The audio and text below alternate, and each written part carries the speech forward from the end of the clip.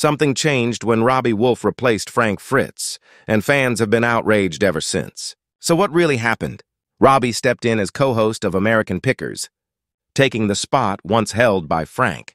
For years, the heart of the show was the dynamic between Mike Wolfe and Frank Fritz. Their chemistry, playful banter, shared stories, and a rhythm honed over decades made the show what it was. But there was another element fans had grown to appreciate: Robbie himself. He had made several appearances on the show before, and as Frank's role began to fade, Robbie started showing up more often. At first, the change was met with mixed feelings. Some viewers appreciated the familial bond between Mike and Robbie, seeing it as a natural continuation of the show. Others, however, felt it was nothing more than nepotism. And that's where the backlash began. Ratings began to drop, and many pointed fingers at Robbie. But is he really to blame for the decline? To understand the full picture, we have to go back to 2020. That's when Frank Fritz suddenly disappeared from the show. His absence shocked loyal fans. Frank had been with Mike since the beginning, and for him to vanish without clear explanation raised eyebrows. Fans initially held out hope, thinking Frank might return. But eventually it became clear he wasn't coming back. That announcement hit fans hard. After investing over a decade in the chemistry between Frank and Mike, many felt betrayed. The emotional connection to the original duo wasn't something that could easily be replaced. And unfortunately for Robbie, he became the face of that change. For many fans, Frank wasn't just another co-host. He was the heart and soul of American Pickers. He may not have had Mike's polish or smooth delivery, but that was never the point. Frank brought a raw, genuine quality to the show, a kind of rugged charm mixed with an unexpected tenderness. His dynamic with Mike was what gave the show its emotional core. So when he disappeared, viewers felt the loss deeply. At first, the official explanation was simple. Frank had to leave the show due to health issues. That much was true. He suffered from a serious back injury after years of heavy lifting on the job. Eventually, he opted for surgery to deal with the chronic pain. But during his recovery, things took a darker turn. According to Mike Wolfe, Frank was prescribed opioids, and they worked a little too well. Mike later claimed that Frank became addicted, and the addiction drove a wedge between them. Their communication faded until they were barely speaking at all. Mike said he tried to help, even staging an intervention with Frank's family and friends. But Frank, he claimed, wasn't willing to accept it. The addiction took over, changing Frank's behavior and straining his relationships. Producers, Mike explained, could no longer count on Frank to be stable or reliable, so they made the call to bring in someone they could trust, Mike's brother, Robbie. But fans didn't buy this version of the story. Instead of seeing Mike as a concerned friend, many accused him of betrayal. They questioned why Mike stayed silent for so long, only to speak out about Frank's alleged addiction after his death. To them, it felt calculated, like a desperate move to control the narrative and prop up the show's declining ratings. The backlash was swift and intense. Viewers felt that Mike was tarnishing Frank's memory and using personal struggles to protect his brand. Some even threatened to boycott the show altogether. But then things got more complicated. Frank had, in fact, opened up about his own issues in a 2021 interview. He admitted to having a drinking problem that he had long ignored, burying himself in work instead of facing it. After his back surgery, though, he had a wake-up call. He didn't want to die young like his mother, who passed away from alcohol-related illness. His grandfather had struggled with alcohol, too. Determined to break the cycle, Frank checked into a rehab center in Iowa and stayed for 77 days. He managed to stay sober for nearly a year, with only a brief relapse. Fans admired his honesty and felt that if he had been battling opioid addiction, he likely would have spoken about that too. This raised more questions. Was Mike telling the truth about Frank's opioid addiction? Or was it a convenient excuse to justify Frank's removal and protect the show's image? Frank had dropped his own bombshell. He and Mike hadn't spoken in 2 years. He claimed that after his surgery, Mike didn't even reach out to check on him. This revelation painted a much colder picture of their friendship than the one Mike tried to preserve publicly. And yet, even that wasn't the biggest shock. Frank eventually revealed what he claimed was the real reason he was kicked off American Pickers, a truth that cast everything in a different light. Frank never fully explained what went wrong, But the picture he painted suggested that Mike wasn't entirely comfortable with how popular Frank had become on American Pickers. There was a charm about Frank that viewers couldn't resist. They loved the effort he put into every pick, the humor he brought, and the way he genuinely seemed to care, not just about the money but about the stories behind the items. Frank had a knack for uncovering the history in antiques, making the show feel like a treasure hunt with a human heart. Despite the show centering Mike in most episodes, it started to feel like Frank was the one audiences connected with most. As Frank began focusing on his health, cleaning up his diet and losing weight, things reportedly got tense. From Frank's perspective, it seemed like Mike didn't appreciate his transformation. Then came the most damning thing Frank ever said. "I think Mike wants to get his brother Robbie in there to replace me." That quote spread fast, and for many fans it confirmed their worst suspicions. If Frank was telling the truth, then a beloved co-host was pushed aside so the host's family could take his place. It felt like betrayal. Mike denied that accusation, saying it was Frank's addiction talking, not the real Frank. But the damage had already been done. Then in July 2022, tragedy struck. Frank suffered a severe stroke and never fully recovered. Hospitalized multiple times after that, Frank eventually passed away on September 30th, 2024, at age 60. His death reignited emotions that had been simmering for years. Fans mourned him deeply, but their grief was tangled with suspicion and anger. They wondered if Frank had been treated fairly when he needed compassion most. A lot of that frustration was directed at Robbie. Even though Robbie didn't replace Frank by his own admission, many saw him as the unworthy successor. Mike didn't exactly help Robbie's situation either. After Frank's death, Mike claimed he had forgiven Frank and reached out to him because of what Frank had said publicly. But by then, the damage, both personal and public, was irreversible. Whether or not Frank had been lying or whether Mike had told the full truth didn't matter as much as the fact that the show lost something it couldn't replace. Frank's presence still lingers on American Pickers. Fans miss his laughter, his quick wit, his emotional honesty. He wasn't just on the screen, he connected with people in a way that went deeper. His memory casts a long shadow over the show, and Robbie has found himself standing in it. Many viewers feel he just doesn't belong. They compare episodes with Frank to those with Robbie and see a major difference. Frank brought warmth, a human touch. Robbie, in contrast, is often seen as too stiff, too transactional, but the criticism doesn't stop there. Viewers accuse Robbie of benefiting from favoritism, questioning whether he even knows antiques the way Frank did. For Frank, knowledge wasn't just technical, it was lived. He had a mental catalog of oddities and an instinct for people. He could be blunt one moment and tender the next, and that emotional balance made him relatable. Fans believed that blend of humor, empathy, and authenticity was what made American Pickers special, and it's what they feel the show has lost. Frank had a gift for storytelling. He didn't just pick items, he told their stories. That was his magic. For Robbie, the path has been different. He came from a business background, running a landscaping and restoration company before stepping into the spotlight. That practical experience shaped his approach to picking. On American Pickers, he's often seen making deals, managing inventory, and focusing on logistics. For fans who cherished Frank's sentimental, history-rich approach, Robbie's style feels more transactional. Over time, that contrast turned into a common perception. Robbie isn't a picker in the classic sense, he's a dealer. And that perception has hurt him. Critics haven't been kind. They say he's boring.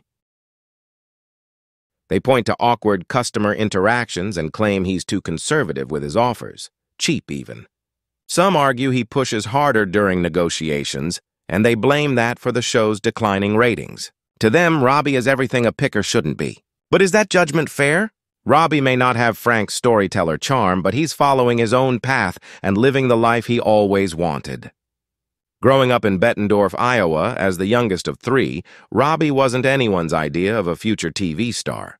He was a restless kid, not a great student, and most people wouldn't have bet on him to become someone notable. But Robbie had something else, a powerful imagination. His mother saw that in him and gave him the freedom to explore. She supported him and his siblings, even when it meant sacrificing her own comfort, and that foundation helped shape who he became. Robbie used that imagination well. As a kid, he saw himself as a modern-day Huck Finn, drifting through small towns, chasing stories, and discovering forgotten corners of America. That spirit stayed with him. But it wasn't just imagination that shaped his world. His grandfather, William Wolfe, also had a major influence. William was a junker on Chicago's South Side, filling his yard with old toilets, doors, and whatever else caught his eye. He taught Robbie the value in what others threw away. Robbie didn't just learn from that, he expanded on it. While his grandfather focused on resale value, Robbie collected things because he liked them. If something caught his eye, he'd buy it, even if he had no plan to sell it right away. He wasn't in a rush. He appreciated the things he picked up, sometimes holding on to them for years. His style may not look like Frank's, but it comes from a real place too, just a different one. Robbie isn't trying to be Frank, and maybe that's the point. He's bringing his own history, his own approach, and his own voice to a show shaped by someone else's legacy. Whether fans will ever accept that is unclear. But for now, Robbie is doing what he's always done, following his curiosity, taking his time, and trusting what catches his eye. If someone comes along to buy an item, great. But if no one does, Robbie's just as happy keeping it around and admiring it himself. That's how he describes his relationship with the things he collects. So, is he really not about the money? And have his critics judged him unfairly? There may be more nuance to those questions than people assume. Robbie chose the world of junking and collecting with intention, not by accident. But make no mistake, he had a plan. Before diving fully into that world, Robbie had already begun building a life around his passion. In 2017, he bought a 3,722 square foot home with 4 bedrooms and 4 bathrooms for around $335,000. A few years later, in 2020, he bought over 6 acres of land for $80,000. That was just the beginning. He soon purchased an adjacent property, a former auto building in Davenport, Iowa, for $200,000. By March 2021, Robbie had poured another $25,655 into renovations, structural repairs, plumbing, wiring, to convert it into a working warehouse for vintage vehicles and collectibles. Next to that building sits a small 0.14-acre plot of land where he keeps vintage cars and oversized antiques. But these weren't just for storage, Robbie restored them. Neon signs, motorcycles, classic cars, gas pumps, vintage trailers, he's worked on all of it. Restoration wasn't a side hustle. It was his life. That kind of immersion explains why, despite the criticism, he feels right at home on American Pickers. Still, his critics aren't entirely wrong. Robbie is businesslike. His restoration philosophy is more functional than aesthetic. He doesn't obsess over perfect finishes or showroom polish. If an object works, that's what matters to him. In his experience, serious collectors care more about function and originality than about things looking pristine. But this practical approach can feel cold to viewers who are used to the romanticism and sentimentality Frank brought to the screen. Frank could turn a rusty oil can into a story about America's forgotten backroads. Robbie, on the other hand, might see that can as something to clean up, price right, and move along. The stories don't come as naturally in front of the camera, and that's where the criticism has stuck hardest. He's not theatrical, he's not poetic, and he doesn't have Frank's gift for emotional storytelling. That makes it easy for some fans to call him boring or out of place. But here's the twist. Robbie does care about stories. Maybe not in the way Frank delivered them, but deeply nonetheless. He says he came to understand the value of stories as he got older. He grew to appreciate not just the objects themselves, but the lives attached to them, the families, the memories, the hands that held them. And he believes that a good picker listens first. According to him, the best pickers aren't just sharp-eyed, they're people persons.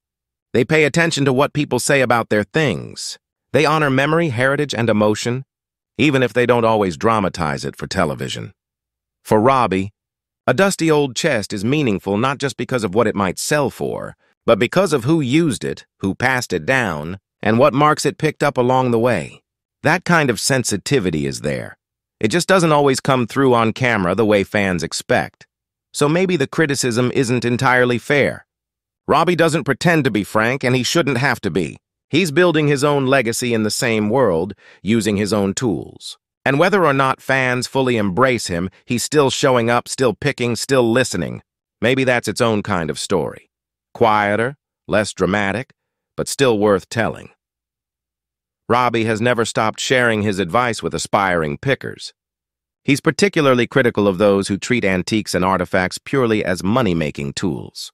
In a 2025 interview with Colville's Antique Trader, he spoke about this philosophy while discussing the Rust Belt Americana show, a traveling event that spans several states, bringing together car and antique enthusiasts. More than just a marketplace, the show has a charitable arm that funds scholarships and classroom grants for blue-collar students and teachers. For Robbie, giving back is a natural extension of what he does. He sees it as a way to lead by example, though he's quick to say he doesn't want to be idolized.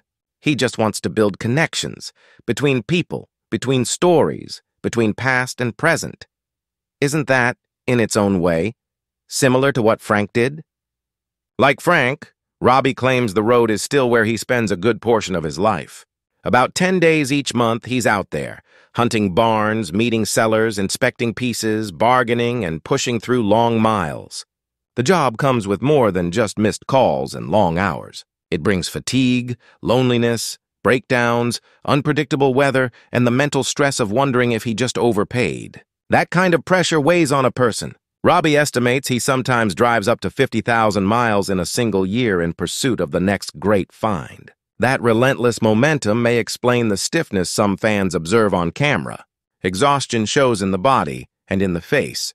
And while the cameras might capture the glory of a deal, they rarely show the nights Robbie lies awake second-guessing it all. Even filming adds a layer of difficulty. It's not easy turning real work into TV.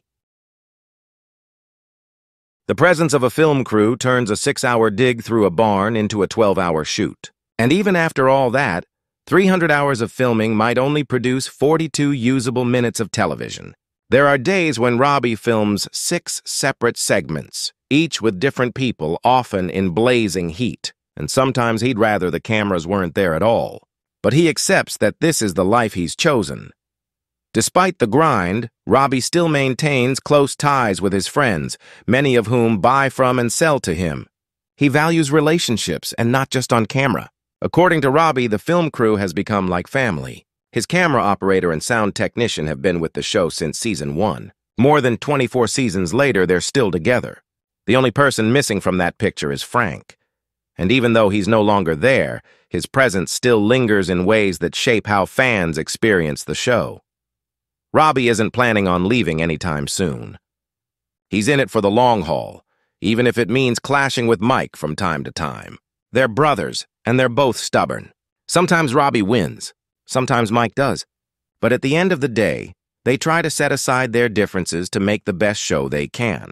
And even with all the stress, Robbie says he's having the time of his life. The payoff for him is in the stories, the treasures, the human connections, and in moments where history surprises him. One of his favorite finds? A 1941 Indian motorcycle hidden in the basement of a small 2-bedroom house in Michigan.